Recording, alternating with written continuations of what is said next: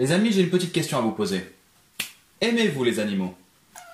Là déjà en commentaire, je sens que ça va partir en clash entre team chien et team chat. C'est toujours comme ça. D'ailleurs c'est l'été et vous n'êtes pas sans savoir qu'il y a toujours, à cette période de l'année, beaucoup de petits enculés qui vont laisser leurs animaux au bord de la route. Voire carrément les attacher aux arbres. Bah oui, pourquoi pas. Donc je compte sur vous et ne soyez pas aussi cons qu'eux.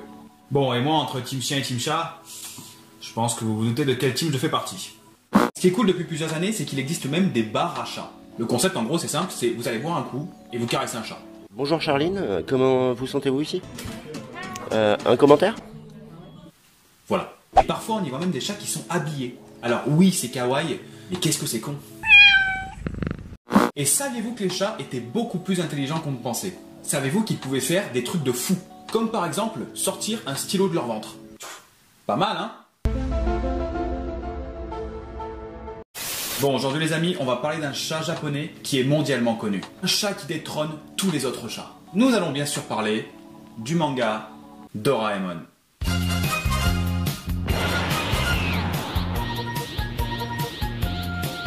Bon, donc vous l'avez compris, Doraemon, c'est un chat. Et c'est un chat qui sait absolument tout faire.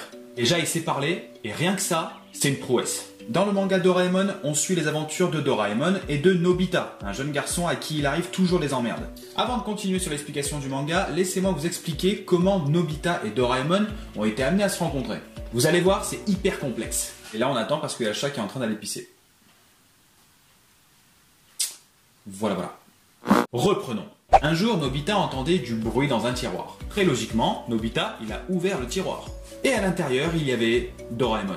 Voilà, histoire très complexe. En fait, Doraemon, c'est un chat qui vient du futur et il va venir voir Nobita afin de lui rendre sa vie un petit peu meilleure. Parce qu'en fait, la vie du Nobita du futur, elle est complètement pourrie. Et Nobita, en fait, c'est un garçon qui est maladroit, paresseux et quand même pas très intelligent. Bon, en gros, Nobita, c'est un petit con, quoi. Et en fait, Doraemon, il a une particularité qui le rend vraiment unique. Au lieu d'avoir un nombril sur son ventre, il a une poche dans laquelle il y a absolument tout. En gros, la poche du ventre de Doraemon, c'est un petit peu l'équivalent du sac à main de Joséphine Ange Gardien, quoi. Et si tu connais pas Joséphine, franchement, t'as loupé ta vie. Ah voilà, pourquoi c'était lourd? Vous avez pas envie de vous lever de votre lit le matin pour aller à l'école ou au travail? Eh bien, ce n'est pas grave, puisque Doraemon fera voler votre lit jusqu'au travail.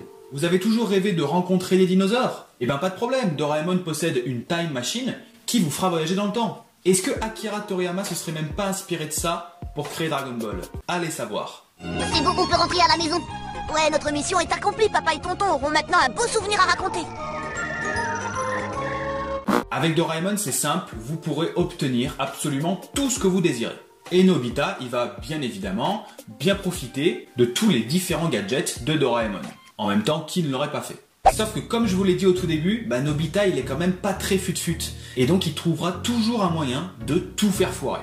Il utilisera toujours n'importe comment les gadgets de Doraemon. A savoir que Doraemon c'est en fait une histoire qui n'est vraiment pas complexe du tout. Au tout début du manga, on verra comment Doraemon et Nobita vont se rencontrer. Et après ça, chaque chapitre est une aventure. Vous pourrez donc commencer Doraemon à partir du tome 10 pour enchaîner ensuite avec le tome 3 par exemple. Ça sera pas un problème. Doraemon, comme je vous l'ai dit au tout début, c'est un manga qui est mondialement connu. Et c'est également un manga qui est très vieux puisqu'il a été créé en 1969 par Fujiko Fujio. Donc à côté, même Dragon Ball, Naruto et One Piece, c'est des mangas récents quoi. Et en tout, plus de 1344 scénarios différents ont été créés. C'est vraiment énorme.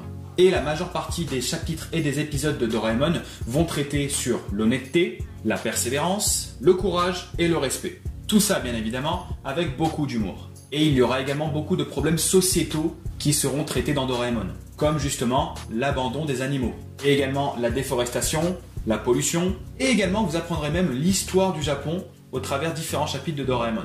A savoir que Doraemon contient 45 tomes et ils sont tous disponibles chez Kana. Et d'ailleurs Kana on les remercie parce que c'est aussi grâce à eux que je peux faire cette vidéo aujourd'hui.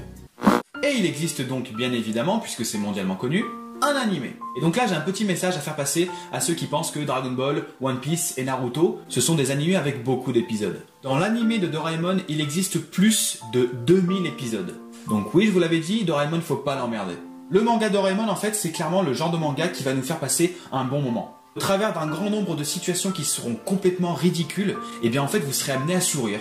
Ça sera des situations qui seront enfantines mais ô combien efficaces. Parfois, avoir une lecture qui est posée, qui est tranquille, et ben c'est exactement ce qu'il nous faut. Surtout quand on sort d'un Kingdom qui nous a bourré le cerveau. Quand tu souhaites lire quelque chose qui va te mettre de bonne humeur, qui va te faire passer un petit moment tranquille, au calme quoi, et ben Doraemon, c'est clairement le manga qu'il te faut. Oh, et également pour ceux qui ne le savent pas, Doraemon possède carrément son propre musée dans la ville de Kawasaki.